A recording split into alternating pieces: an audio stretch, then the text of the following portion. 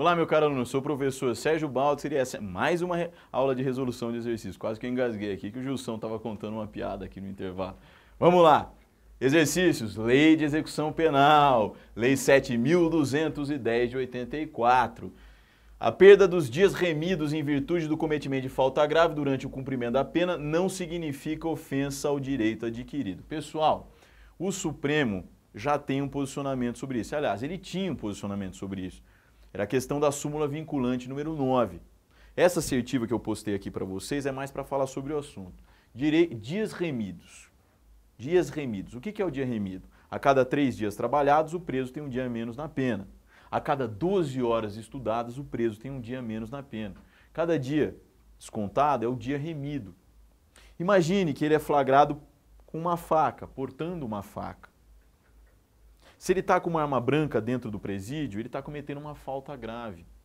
A questão era a seguinte, no passado, cometer falta grave ensejava a perda dos dias remidos, todos ou não?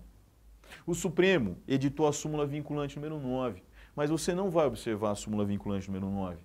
Eu quero que vocês olhem a reforma na Lei de Execução Penal, artigos 126, 127, 128. Está previsto agora em lei quanto é que ele vai perder dos dias remidos, quanto é que o condenado vai perder, tá certo? Pessoal, a primeira assertiva ela está desatualizada. Vamos na sequência. De acordo com a jurisprudência do STJ e do STF, a Lei de Execuções Penais deixou de exigir a submissão do condenado a exame criminológico. Exame criminológico? Sim, uma junta, uma equipe dá um parecer sobre a personalidade do condenado. Vamos lá. Anteriormente imprescindível para fins de progressão do regime prisional, sem, no entanto, retirar do juiz a faculdade de requerer sua realização, quando de forma fundamentada e excepcional entender absolutamente necessária sua confecção para a formação de seu convencimento. Exame da OAB, primeira fase 2006, CESP. Turminha, o exame criminológico, antes, no passado, quando eu era concurseiro, quando eu prestei o exame da OAB, no passado o exame criminológico ele era obrigatório. Atualmente, o exame criminológico ele é facultativo, ele é excepcional e precisa de uma determinação judicial para tanto. Eu preciso de que o juiz determine de que o condenado seja submetido ao exame criminológico. Você deve estar se perguntando para quê? Para progredir de regime. Do fechado, por exemplo, para o semiaberto. Uma moça famosa no país por ter matado os pais na década passada, ela não obteve a progressão de regime. Por que ela não obteve a progressão de regime? O exame criminológico foi desfavorável. Tudo bem? Pessoal, essa questão ela está o quê? Correta. Na sequência, o condenado ao regime semiaberto poderá ser alojado em compartimento coletivo. Sim, aqui no DF nós temos o galpão. Questão correta. Vamos lá, na sequência. A penitenciária destina-se aos condenados que cumprem pena de reclusão em regime fechado. Correta. Vamos lá na sequência. Opa, tá tendo uma batida aqui, né, Gilson? Você tá ouvindo? Tá tendo uma música eletrônica. Será que ela tá sendo captada pelos nossos alunos? Não. Então vamos lá. É característica própria da Casa do Albergado ser um estabelecimento destinado ao recolhimento dos condenados ao regime semiaberto. Falsa. Pessoal, a Casa do Albergado ela é destinada para os presos, aliás, para os condenados que cumprem pena no regime aberto ou para aqueles que têm a pena restritiva conhecida como limitação de fim de semana. A limitação de fim de semana, o condenado ele iria para a Casa do Albergado onde ele assistiria palestras. Você deve estar se perguntando, professor, onde fica a Casa do Albergado? Eu nunca vi na minha cidade. Pessoal, em municípios e comarcas em que não existe a Casa do Albergado, o que é que acontece? Se não existe a Casa do Albergado, o STJ autoriza que o preso fique em prisão domiciliar. Então, por exemplo, um condenado por crime de roubo, ele começou a cumprir a pena no regime fechado, porque a pena dele era alta. Semiaberto, aberto, fechado, como vocês estão vendo, como vocês estavam vendo, fechado, cumpre na penitenciária. Semiaberto, na colônia penal agrícola ou industrial. E aberto, Casa do Albergado. Mas não tem Casa do Albergado, prisão domiciliar. Então lembra, memoriza isso para a prova. Fechado, cumpre na penitenciária. Semiaberto, na colônia penal agrícola ou industrial. Aberto, na casa do albergado. Mas, em municípios em que não exista a casa do albergado, o STJ autoriza a chamada prisão domiciliar. Vamos lá na sequência. E não confunda prisão domiciliar da Lei de Execução Penal com prisão domiciliar do Código de Processo Penal, aquela que é medida alternativa à prisão preventiva. Vamos lá na sequência.